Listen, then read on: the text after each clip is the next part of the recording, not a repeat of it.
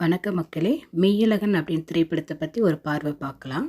இந்த படத்தோட கதை என்ன அப்படின்னா, சொத்து பிரச்சனை காரணமாக தஞ்சாவூர்லேருந்து சென்னைக்கு குடிபெயர்கிறாரு ஜெயபிரகாஷ். அவரோட மகனாக அரவிந்தசாமி நடிச்சிருக்கு. சென்னைக்கு வந்து 20 வருஷம் ஆச்சு.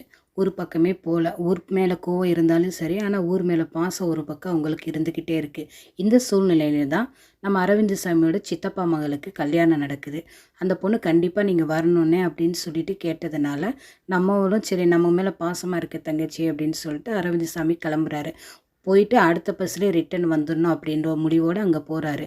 ஊருக்கு போனால் அங்கே பார்த்தீங்கன்னா அத்தான் அத்தான் அப்படின்னு சொல்லிட்டு ஒரு இளைஞன் இவரை சுற்றி வந்துக்கிட்டே இருக்கார். அது யாருங்க, நம்ம கார்த்தி தாங்க. நடிப்பில் செம்மையாக அசத்தி இருக்காருங்க.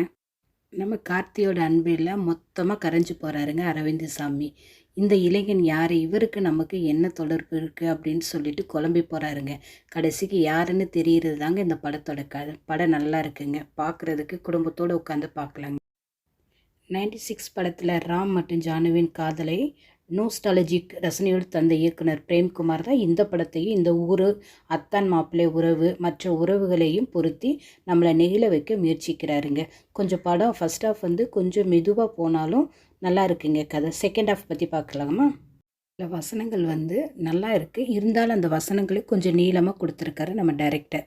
வெண்ணி புறந்தலை போர், சோழனின் வீரம், ஈழப்போர், தூத்துக்குடி துப்பாக்கி சூட்டில் வந்து உயிரிழந்த பெண்ணுக்கு திதி கொடுப்பது அப்படின்ற மாதிரி சில இடத்துல சில வசனங்கள் வந்து நல்லா இருக்குது.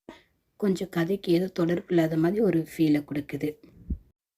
அரவிந்தசாமிக்கு கார்த்தி அவங்களுக்கு இடையான காம்பினேஷன் வந்து நல்ல கச்சிதமாக பொருந்தி இருக்கிறது. கார்த்தியின் மனைவியாக ஸ்ரீதிவி அவங்க நடிச்சிருக்காங்க. பாசக்கார மாமாவை ராஜ்கிரண் அவர் நடிச்சிருக்காரு. அரவிந்தசாமி அவர்களின் மனைவியாக தேவதர்ஷினி நடிச்சிருக்காங்க. தன்னுடைய இயல்பான நடிப்பில் அசத்தி இருக்கிறார் அரவிந்தசாமி அவர்கள். அதேபோல் கார்த்தி அவர்களும் எப்போதும் கலகலப்பாக பேசிக்கிட்டு வெள்ளந்தியாக இருக்கிற மாதிரி ஒரு கேரக்டர். அதுலேயே அவர் நல்லா நடிச்சிருக்காரு. நல்ல நடிப்பில் இன்னும் மெருகேறி இருக்காருன்னே சொல்லலாம். கோவிந்த் வசந்த் அவங்களோட இசையில் யாரோ இவன் யாரோ பாடல் நம்மளை உருக வைக்குதுங்க. இந்த பாடலை வந்து நம்ம கமலஹாசன் சார் அவர் தாங்க பாடியிருக்காருங்க. அவரோட வாய்ஸில் கேட்கல இன்னும் செம்மையாக இருக்குங்க.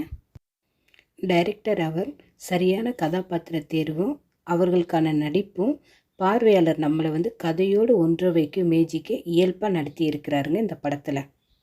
உள்ளூரிலே கட்டி கொடுக்கப்பட்ட அவங்க அத்தை மக குடிகாரனுக்கு வாக்கப்பட்டு கஷ்டப்படுறாங்க.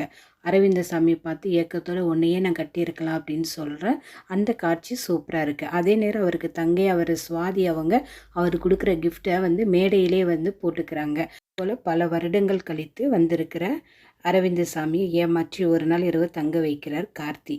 இந்த காட்சிகள் எல்லாமே எமோஷ்னலாகவும் கலகலப்பாகவும் கிடக்கிறதுங்க. ஒரு இரவு பயணமும் அதில் அடங்கியிருக்க சொந்தங்களோட பாசங்கள், இதில் தாங்க இந்த படத்தோட மெயின் கருத்துங்க. சொந்த ஊரை விட்டுட்டு வெளியூரில் இருந்துட்டு ரொம்ப வருஷத்துக்கு அப்புறம் திரும்ப நம்ம சொந்த ஊர் போகல, அங்கே ஏற்படுத எமோஷ்னல், அதை தாங்க படத்தில் சொல்லியிருக்கிறாரு.